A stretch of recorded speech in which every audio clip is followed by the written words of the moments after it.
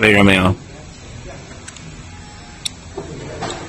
给我私信，我告诉你，可能也没有人想知道。要是有人想知道，就问我。你现在涮的这是什么肉啊？我涮的这是上脑。一人吃2斤肉，你吃得了吗你？我可就吃了一点点儿。我吃了也不叫，我吃了不到2两，剩下1斤8都是你吃的。对啊。这个怎么样？这个鲜肉怎么样？现切鲜肉和冻肉相比呢？冻肉就没味儿，没有羊肉味。这个的话，羊肉味特别重，而且不会说咬不到。